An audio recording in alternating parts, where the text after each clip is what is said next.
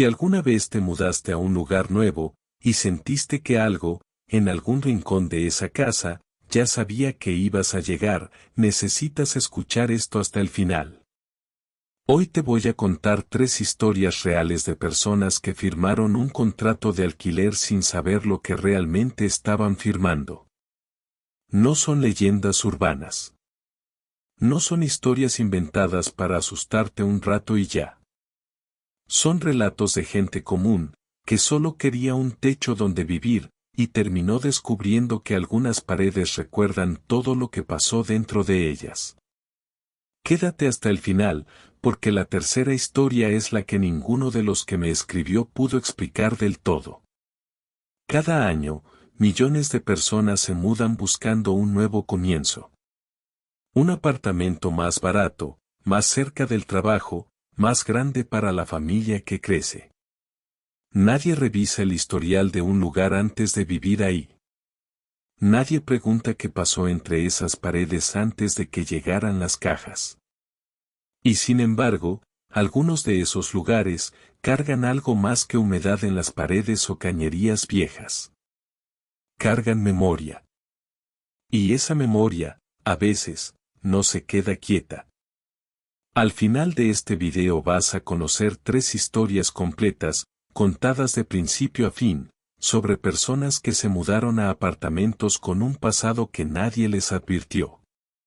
Vas a entender por qué algunos lugares parecen guardar lo que sucedió en ellos, y vas a tener, si te atreves, una razón para revisar con más cuidado el próximo lugar donde decidas vivir.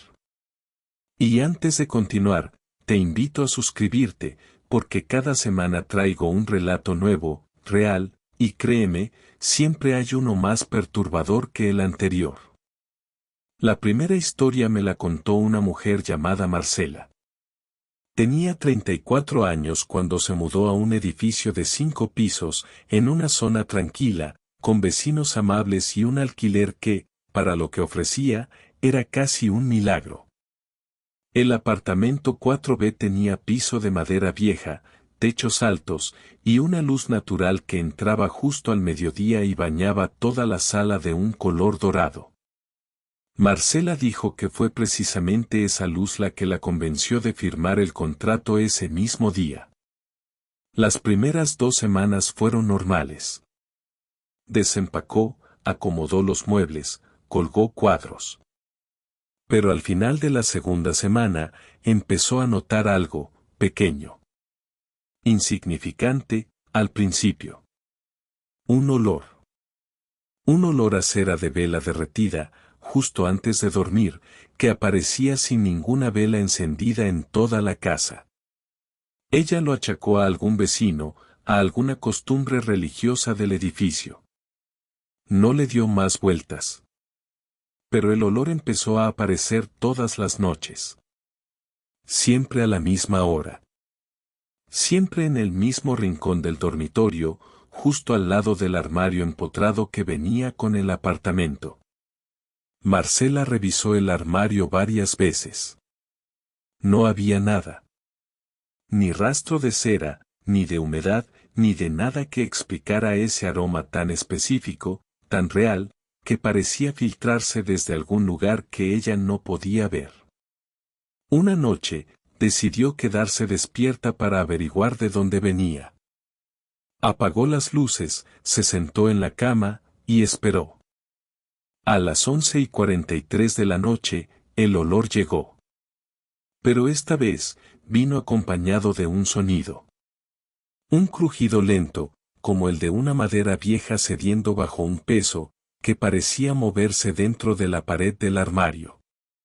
Marcela describe ese momento con una claridad que todavía la hace temblar. Dice que sintió frío, un frío que no correspondía a la temperatura de la habitación, un frío que le subió desde los pies hasta la nuca. Y entonces, escuchó algo que jamás olvidó, un susurro, apenas audible, que repetía una sola palabra.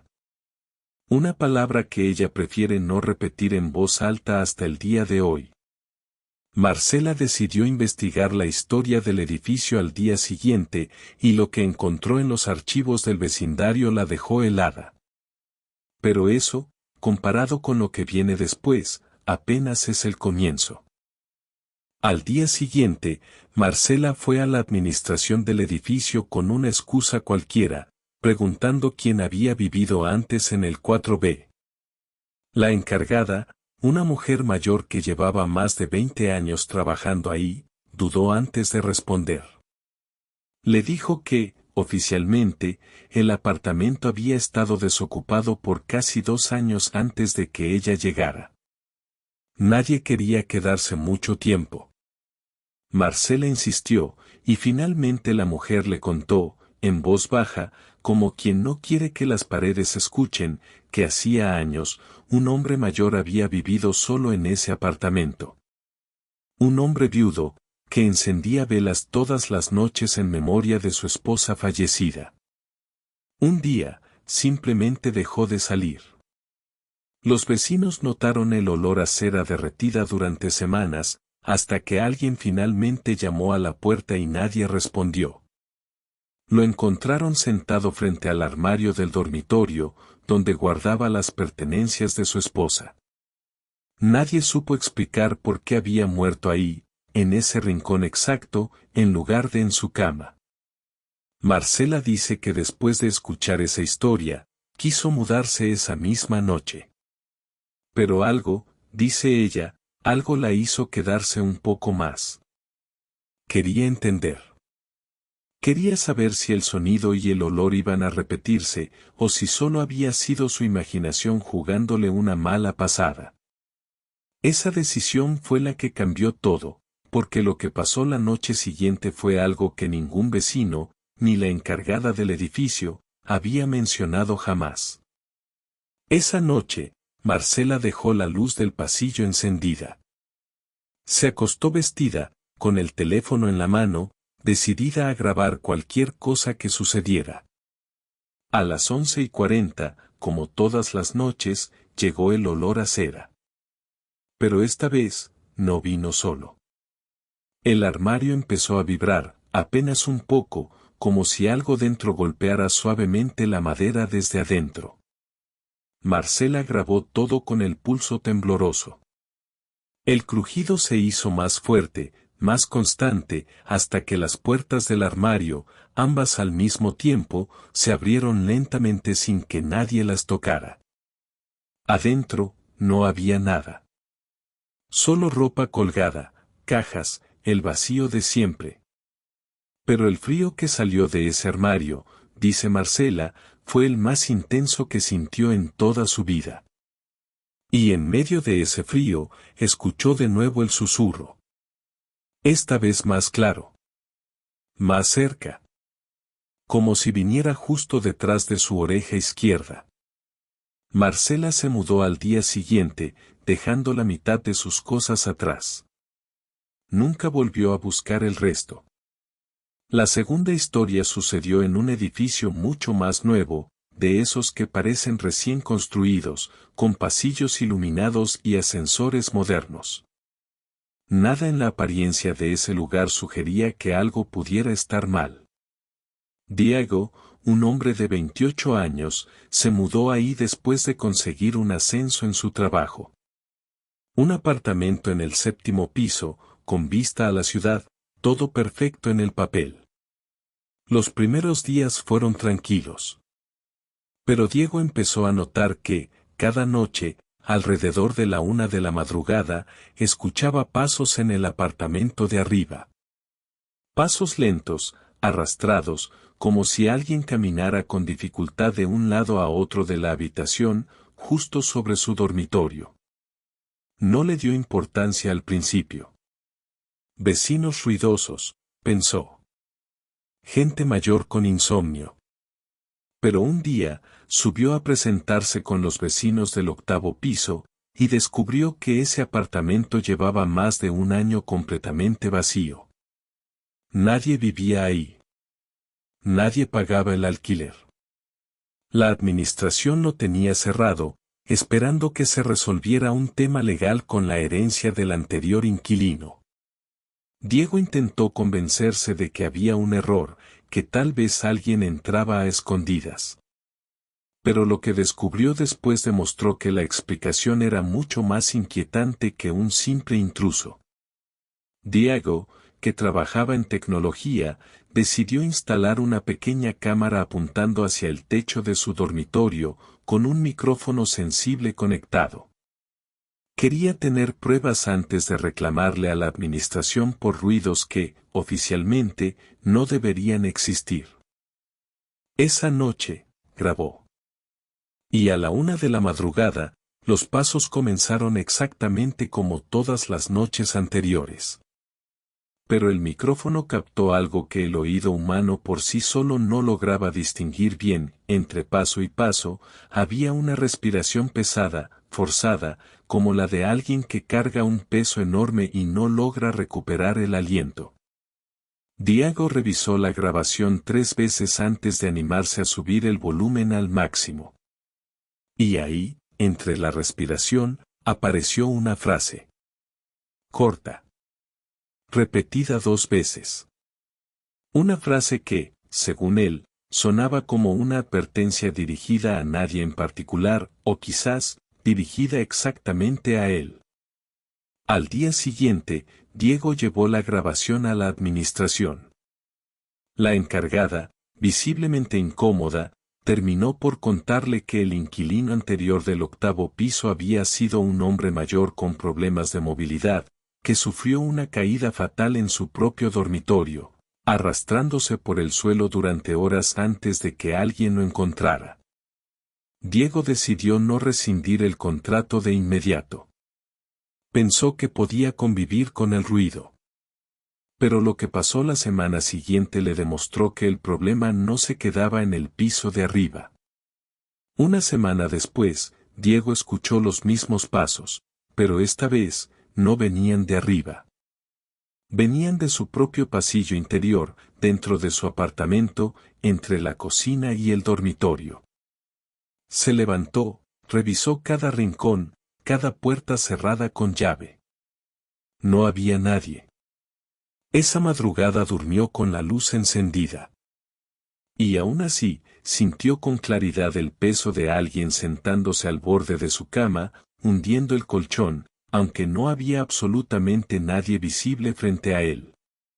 Diego se mudó 2 semanas después, y hasta el día de hoy, evita cualquier edificio con más de 5 pisos. Y ahora llegamos a la tercera historia. La que, de las 3, más mensajes me generó, porque a diferencia de las anteriores, esta no tiene un final cerrado.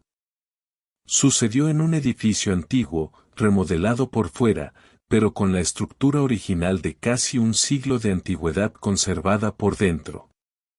Una joven pareja, Valentina y Andrés, se mudó ahí buscando algo económico y espacioso para empezar su vida juntos. Todo estuvo bien durante el primer mes. Hasta que ambos, por separado, sin comentárselo el uno al otro, empezaron a sentir lo mismo, la sensación constante de ser observados dentro de su propia casa. No en un momento puntual. Todo el tiempo. Al cocinar, al dormir, al bañarse. Una presencia silenciosa que no hacía ruido, que no se movía, pero que estaba ahí. Cuando finalmente lo hablaron entre ellos, ambos habían anotado, por separado, en sus teléfonos, la misma fecha exacta en la que esa sensación había comenzado. Y fue revisando esas notas que descubrieron algo que ninguno de los dos esperaba. La sensación siempre empezaba minutos después de que alguno de los dos se acercara a la pared del fondo de la sala, una pared que, según los planos originales del edificio, no debería estar ahí. Contrataron a un albañil de confianza para revisar esa pared, con la excusa de instalar una repisa.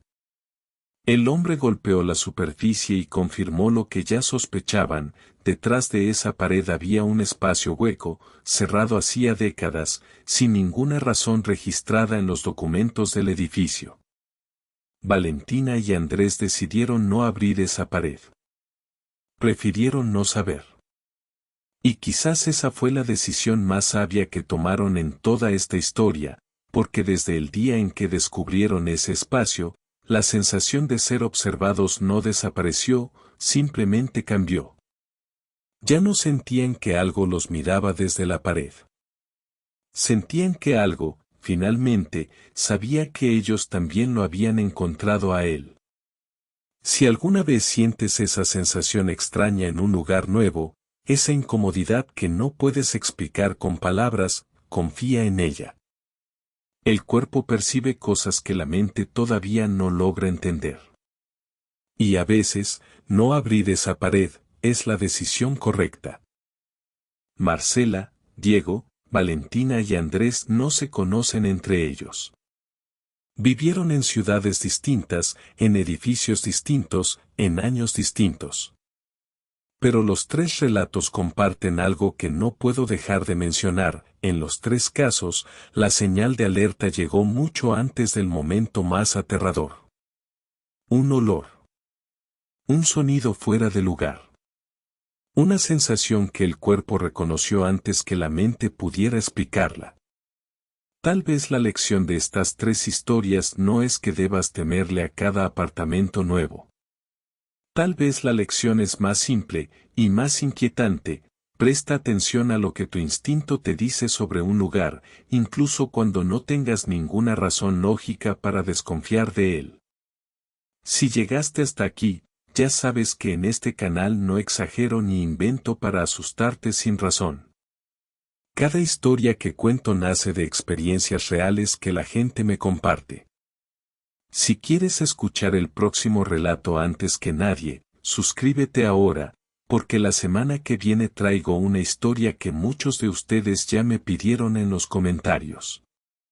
Y antes de irte, cuéntame en los comentarios, ¿alguna vez sentiste que un lugar donde viviste no quería que te quedaras? Puede que tu historia sea la próxima que cuente aquí.